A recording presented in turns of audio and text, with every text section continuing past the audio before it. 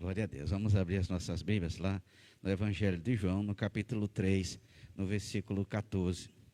Evangelho de João, o apóstolo ali mais amado, capítulo 3, versículo 14 e versículo 15, que diz assim a palavra do Senhor. Da mesma forma como Moisés levantou a serpente no deserto, assim também é necessário que o Filho do Homem seja levantado, para que todo aquele que nele crê tenha a vida eterna. Amém? Podeis assentar. Glória a Deus.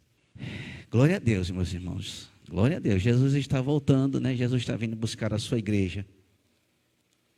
E é um privilégio estarmos aqui, é um privilégio estarmos na casa do Senhor. Nos foi dado mais uma oportunidade de estarmos aqui. Mais uma oportunidade que nós temos. Porque nós sepultamos nossa irmã Jo, agora no último dia 28, né? 28 de novembro. 28 de novembro. E enquanto sepultava ela, eu observei que ali a cova do lado estava com cimento ainda fresco. E aí eu tive a curiosidade de olhar a data, né? Porque normalmente coloca-se o nome da pessoa, a estrelinha, a data da estrelinha e a data da cruz, nascimento e morte, né? Basicamente isso, às vezes uma mensagem, alguma coisa, mas isso aí é o que é de lei, vamos dizer assim, está ali na sepultura da pessoa, identificando a pessoa, o dia que nasceu e o dia que morreu. E aí eu observei a data do falecimento daquela pessoa ali do lado, e era também dia 28. E aí eu observei que tinha outras ali próximo, com o cimento ainda fresco, né? O cimento, conforme ele vai curando, né? Vai ficando velho, ele vai ficando meio esbranquiçado, ele é mais escurinho, vai ficando meio esbranquiçado. Então, ele, vamos dizer assim, mostra a idade que tem. E aí, eu observei que tinha lá outro 28. Aí tinha lá 27, 26.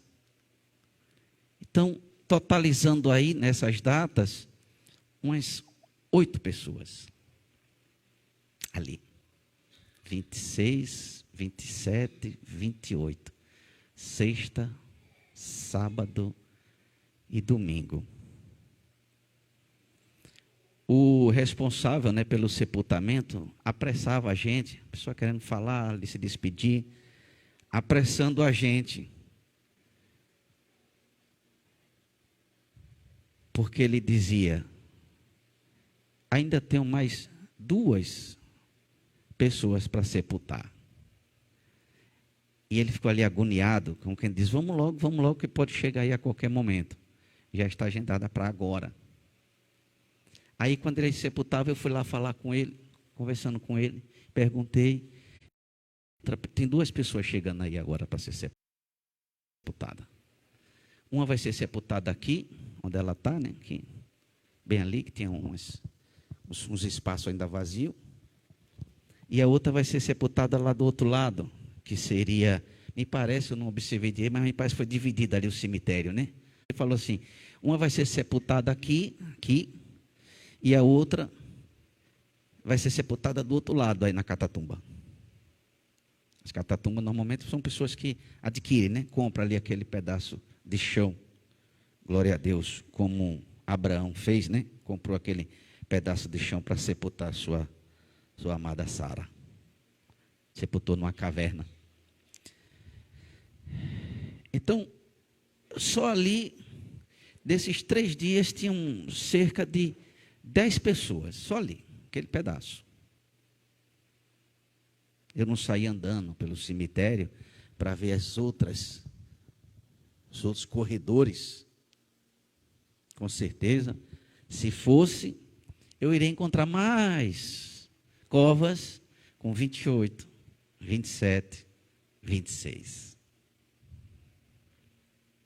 Mas ali, ó, ligeirinho.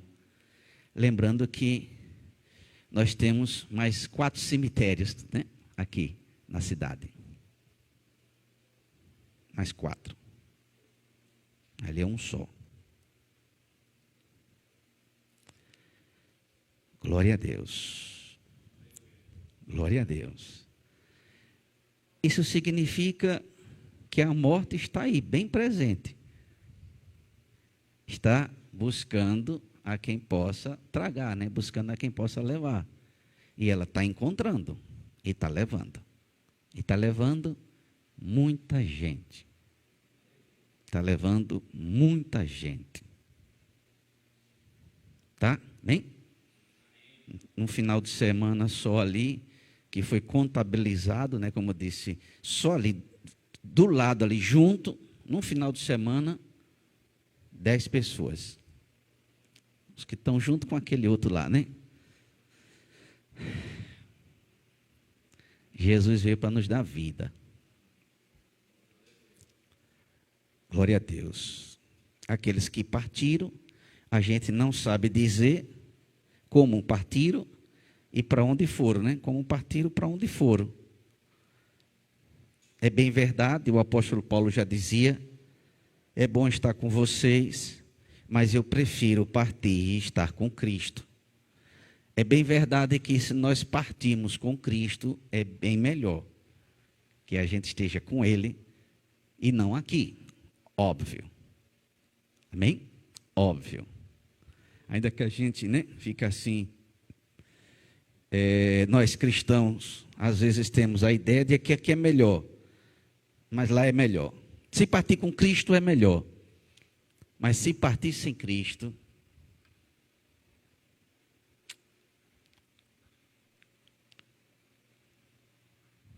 o pior lugar do mundo, a pior maneira de viver é muito melhor. É a pior coisa que pode acontecer, gente, é um ser humano, ao homem. A pior coisa que pode acontecer ao homem, a pior coisa que pode acontecer ao ser humano é morrer sem Cristo. É a pior coisa que pode acontecer. Então, nada nesse mundo, tá?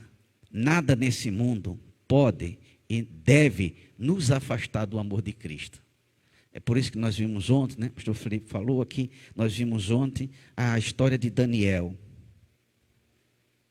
que era um homem nobre, é tirado ali do seio da sua família, do seu conforto, levado como escravo, um jovem temente a Deus, um jovem que amava a Deus, e ao invés dele se revoltar, dizer, Senhor, eu te sirvo, eu ando contigo, eu sou temente, eu sou fiel, e isso acontece comigo, eu não mereço isso, Senhor. Ao invés dele tomar essa postura, de dizer, por que, Senhor, isso aconteceu comigo? Por que, Senhor, se eu sou fiel? Por quê? E se revoltar e se queixar, não. Ele permaneceu fiel. Ele ainda tinha outra razão, entre aspas, para se voltar contra Deus. Ele fazia parte da nação escolhida. Era o povo de Deus, a descendência de Abraão. Ele ainda poderia alegar isso. Senhor, eu sou descendente de Abraão, o filho da promessa. O Senhor prometeu a Abraão cuidar da sua descendência, proteger, amar, zelar por toda a eternidade. E eu sou descendência de Abraão. Por que isso está acontecendo comigo, Senhor? Glória a Deus. E se queixar, se revoltar, glória a Deus. Murmurar, reclamar e dizer, eu não quero mais esse Deus. Não, mas não foi isso que ele fez. Mesmo jovem, nós conhecemos a história, permaneceu fiel. Pelo contrário, quando teve a oportunidade de se banquetear com as coisas desse mundo, ele preferiu andar com Deus e rejeitar a glória e o prazer e a satisfação desse mundo. Tudo que ele adquiriu no mundo, a glória que ele adquiriu no mundo, como governador, como líder, como um homem abençoado, tudo que ele adquiriu por amor e fidelidade e compromisso e zelo por Deus e pela palavra e pela vontade dele, do soberano, daquele que pode todas as coisas. Ele compreendia isso. E ele andava assim. É essa compreensão que nós temos que ter. Que nós só podemos ter alguma coisa, só devemos ter alguma coisa nesse mundo se for concedido por Deus, não por esforços próprios, mas concedido por Deus, atado a Deus, consagrado a Deus, dizendo assim: olha Deus, o Senhor está me dando para governar, para dominar, mas não é meu não, é teu. O Senhor me dá, o Senhor tira, eu te louvo tendo, eu te louvo sem ter, porque bendito seja o nome do Senhor. Aleluia. Como Jó fez. Glória a Deus. Não abrindo mão de ser fiel, não abrindo mão de andar com Deus, não abrindo mão. É isso que nós temos que fazer. Nós temos que priorizar Deus. Então, Cristo veio a este mundo. Cristo se fez homem, gente. Ele se fez carne. Ser humano, igual a nós. Viveu em nosso meio. Foi fiel. Não cedeu aos pecados, não cedeu à tentação, não cedeu às acusações, não cedeu à dor, não cedeu ao sofrimento. Ele foi fiel a Deus. A palavra, aquilo que foi determinado para ele, para que ele fizesse, para que ele cumprisse. Ele foi fiel. Pagou um alto preço por essa fidelidade. Para sermos fiéis, nós temos que pagar preço. Não pense que você vai ser fiel tendo paz e alegria, só felicidade. Não existe isso. Nós vamos ter que pagar preço. Porque vai ser requerido de nós, vai ser cobrado de nós, vai ser imposto a nós, dois sofrimentos, justamente para que a gente seja infiel. Para que a gente negue a Deus. Para que a gente desobedeça as suas ordens, desobedeça a sua lei, desobedeça a sua vontade, desobedeça o seu propósito nas nossas vidas. Glória a Deus. Que essa gente seja infiel. Aleluias. No pouco, né? Como nós vimos. Porque Deus nos prova no pouco. Deus quer ver como a gente se comporta no pouquinho. Aqui existe uma grande promessa dessa igreja. Ser cheia de transbordar. Já mostrou a várias pessoas. Mas até hoje, olha aqui, ó, como é que nós somos provadas. No pouco. Porque com a igreja cheia, né? Multidão, as pessoas se motivam, né? Todo mundo fica alegre. É uma alegria. Pregar vem todo cheio de alegria, todo cheio de... Vem para a igreja todo feliz, a igreja cheia. Glória a Deus. As pessoas se motivam, né? Então, sempre na fartura, na abundância, o negócio é bom. No pouco, o negócio é meio estreito. É meio complicado. Mas é aí onde Deus prova a gente, realmente. Eu quero ver se você me ama, realmente, né? Porque quem ama a Deus vai amar na alegria, na tristeza. Olha as promessas do casamento. Na dor, né? Na alegria, na tristeza, na saúde, na doença, na riqueza ou na pobreza. É essa promessa, né, que se faz quando casa. E é essa promessa que nós temos que ter com Cristo. Nós vamos casar com Ele, né? Simbolicamente. Então, nossa promessa tem que ser: se eu estou contigo na alegria, na tristeza, na dor, no sofrimento, no prazer, no muito, no pouco, na riqueza ou na pobreza. Estamos juntos, Senhor. Eu estou contigo. Não abro mão de ser fiel. Não abro mão de obedecer. Não abro mão de ser zeloso. Não abro mão de fazer as boas obras. Não abro mão, Senhor. Não importa se é para um, se é para 100.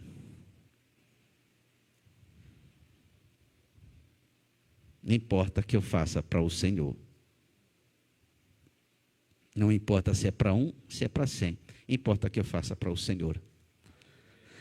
Aleluias. Jesus se fez carne. E o texto diz, já lá no deserto, o Senhor ordena a Moisés, quando o povo passa por aquela região de muitas serpentes peçonhentas, né? Extremamente peçonhentas e muito venenosas, e um veneno que matava, e o povo começou a morrer, tá? Ali no deserto, começou a morrer, picado das cobras. Foram até Moisés, requereram a Moisés, que era o seu líder. Moisés então ora ao Senhor, e o Senhor dá essa direção: construísse uma serpente de bronze, ali, né, numa haste, uma serpente numa haste de bronze, e colocasse no local daquela região mais alto, colocasse no lugar mais alto. E a ordem era, todo aquele que for picado por uma cobra, então olhe lá para a serpente e será curado. Glória a Deus. Então, assim falou o Senhor. O próprio Senhor falou isso, assim como a serpente foi levantada por Moisés, importa que o Filho do Homem seja levantado. Seria aquela mesma função. Jesus foi levantado, colocado lá no alto do Gólgota, pendurado no madeiro, para que todo aquele que olhe para ele seja livre do veneno do pecado, seja perdoado, seja livre da morte. Então, para isso Jesus veio, para nos dar vida, e vida com abundância. Glória a Deus. Para isso ele veio, tá, gente? Não veio para dar riqueza, não veio. Não, poderá dar, mas não foi para isso que ele veio. Ele veio para nos dar vida e vida com abundância. Ele veio para nos dar a vida eterna. E essa vida eterna foi conquistada por ele e é mantida pela nossa fidelidade e compromisso com ele. Jesus, naquela última ceia que ele fez com os seus discípulos, né? Jesus nasceu ali em Belém, uma cidade muito pequena, muito inexpressível, né? Sempre foi, cidade pequena, a cidade não cresceu, não se desenvolveu, a cidade ainda continuava muito pequena, cidadezinha, uma aldeiazinha, cidadezinha do interior. Então Jesus nasceu ali, mas ele foi para Galiléia, região ali do Mar da Galiléia, daquele lago, que seria uma região ali mais próspera, ou uma região, né, que tinha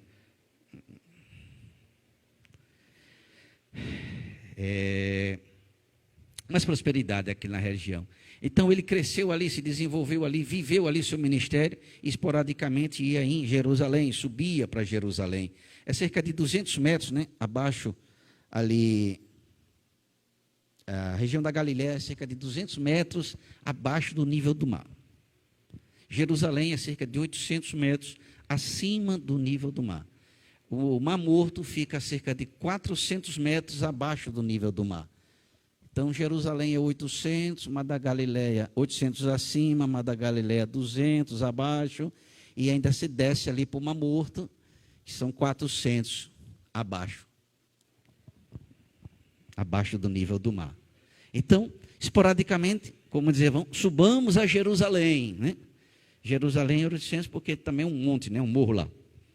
Glória a Deus, subamos a Jerusalém. Então, ele nasceu em Belém, viveu na Galiléia, ali na Judéia, naquela região ali, onde aconteceram as multiplicações, ali ao lado do Mar da Galiléia, aquela região, onde teve a grande parte do ministério dele, né? A parte da vida do ministério dele foi no Mar da Galiléia, ali naquela região ali, das cidades que ficavam ali às margens daquele mar, né? Cafarnaum e as demais cidades. E ele subia esporadicamente a Jerusalém, e foi lá em Jerusalém, depois daquela ceia, nós vemos aqui, sempre vemos no sábado, na nossa Santa Ceia, lendo lá em Lucas, que os apóstolos não sabiam onde celebrar a ceia. Por quê? Porque não é o local deles, não é a região deles. Ali eles são turistas, ali são visitantes, então não tem nada, ele não tinha nada ali, não tinha ninguém ali. Glória a Deus. Então, por isso que Pedro e João, quando diz, olha, prepare a ceia, ele disse, aonde, Senhor? Onde é que a gente vai fazer isso? Seria. Onde é? A gente não tem nada aqui, né? Não tem lugar para fazer isso. Onde o Senhor quer que a gente faça? Quer que faça na praça pública? A gente vai fazer lá do outro lado aqui, no Gólgota, ou no Getsemane, vamos fazer lá no jardim. Aonde é que o Senhor quer que a gente prepare a ceia? Glória a Deus. Aí ele dá aquela instrução, né, que a gente vê todo culto de ceia. Você vai, quando você vê um rapaz carregando o canto, siga até a casa, e chegar na casa, pergunte ao dono da casa, fale com o dono da casa, pergunte a ele o local que ele tem lá, que ele vai nos ceder para celebrar a ceia. Pergunte a ele onde é, diga que é o mestre, né, que está pedindo, solicitando isso daí, esse apoio logístico, vamos dizer assim. Diga que o mestre pede a ele esse apoio logístico para celebrar com seus apóstolos a sua última ceia. Tá? Amém? Visto que ele não morava lá em Jerusalém, ele só ia lá esporadicamente. E aí ele celebra aquela última ceia, era noite, tá? E aí no dia seguinte, aliás, ainda naquela noite, concluída ali a ceia, conversou, com certeza conversaram ali, provavelmente, embora não tenha os relatos, provavelmente Jesus falou algumas coisas ali naquela noite, deu algumas instruções, ou últimas instruções. Depois disso, olha, eu celebrei essa última ceia porque, antes de ser, né, desejei ansiosamente celebrar essa ceia contigo antes de padecer, porque eu não vou celebrar mais até que se cumpra no reino de Deus. Então, depois dali, ele já vai para o Getsemane, com seus apóstolos, desce ali a Via Dolorosa, chamada Via Dolorosa, é uma rua estreita, uma ruazinha estreita, passamos por aquela rua, e ali ele sai ali naquele portão das ovelhas, onde tem o jardim, tem um jardim bem próximo, ali onde ficava aquele poço de Siloé, o poço dos milagres, era bem ali. Então, a casa, eu não sei onde era a casa, porque ali no corredor, naquele corredor ficava, era o palácio governamental, bem ali, tá? Então, ele vem ali por aquele corredor, passa ali, pelaquela porta, desce, sobe, e ali... Então ele sai de Jerusalém, vai até o Getsemane e começa a agonizar, porque ele sabe que a hora dele chegou e ele não pode evitar. Havia um preço a se pagar. Salvar o Senhor. Não era para ele se salvar. Não estava pagando o preço para ele. Ele não estava pagando o preço por ele. Era por mim e por você. Então ele vai ali, já começa a agonia, já começa a suar sangue, e é pela própria ciência, é um nível indescritível de sofrimento. Quando a pessoa chega a suar sangue, a sofrimento, ele diz que é um nível extremamente intenso. Alguém aqui já suou sangue? De sofrimento? Então seu sofrimento ainda foi muito pequeno.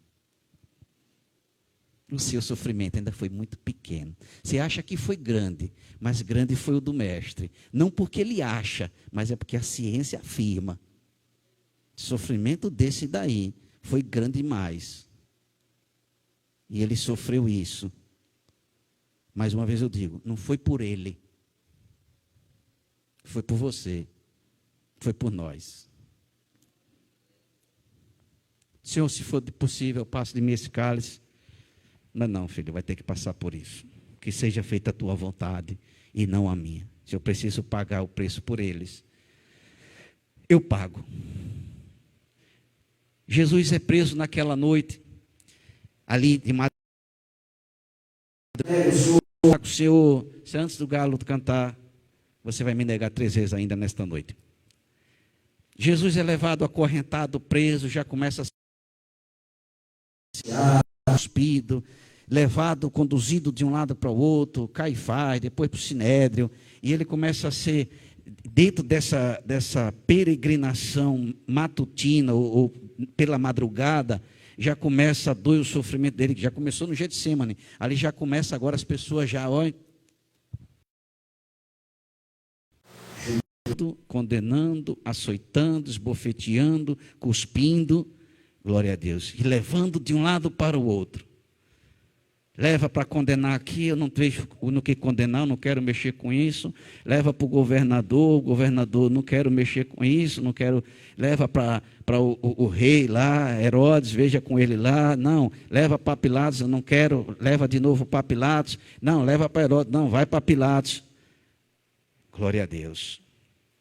Pilatos aí quer se lavar as mãos, quer sair disso, chama um criminoso para tentar salvar a vida de Jesus, mas Pilatos não entende que Jesus tinha que morrer por nós. Nada que ele pudesse fazer, nada ele podia fazer por Cristo. Não estava na alçada dele, como ele disse. Você não sabe que eu tenho poder para lhe soltar, né, lhe condenar ou lhe absolver? Ele disse, poder nenhum do céu você teria se do céu não fosse dado. Então ele está dizendo, não, Pilatos, você está equivocado. Eu não estou aqui, eu vou morrer, não é porque você quer, porque você é governador, você é autoridade, não. É porque aquele lá de cima quer. E aquele disse, faça isso, filho, é preciso. E aquele lá ordenou, e eu vou fazer. E vai acontecer, porque aquele ordenou. Não é porque você quer. Glória a Deus. Jesus é levado, condenado então, depois de todas as tentativas, com o povo, né? Passando por um crivo popular, é o povo que condena ele, não é Pilatos. Glória a Deus, Pilatos só lavra a sentença, e ele é levado ali, levado pela via dolorosa, carregando a sua cruz, depois de ter sido açoitado, depois de ter passado por tudo isso, cravado uma coroa de espinho na sua cabeça, colocado embaixo de cacete, cravado embaixo de cacete, não foi com gentileza, foi com cacetada, literalmente, cravando na sua cabeça os espinhos que eram bem grandes. Tudo isso ele passou por nós. Depois disso ele tem que levar a sua cruz ainda, sangrando, isso já manhã da sexta-feira, porque tudo isso se cumpriu e ele se cumpre a palavra agora lá por volta das 9 horas da manhã. Já passou por tudo isso.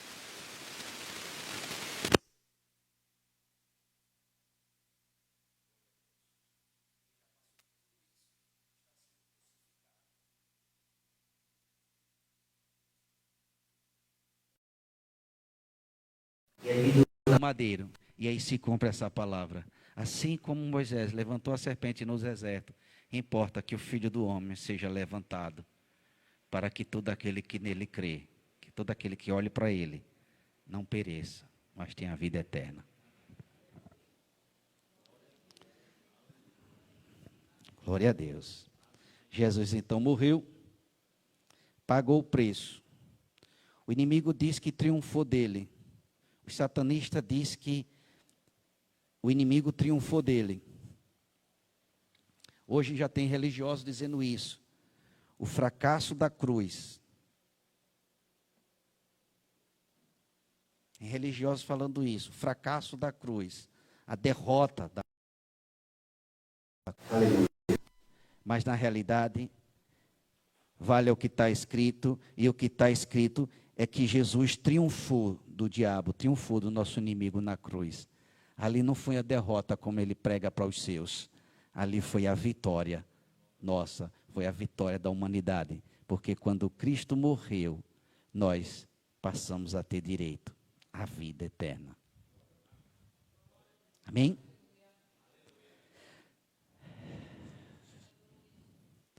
O Senhor Jesus pagou todo o preço, o alto preço por nós. Ele só quer que a gente suporte as pequenas aflições que nós vivemos e seja fiel. Obedeça a Ele, como Ele obedeceu ao Pai para que a gente pudesse ter vida. Obedeça para que essa vida possa ser confirmada em nós.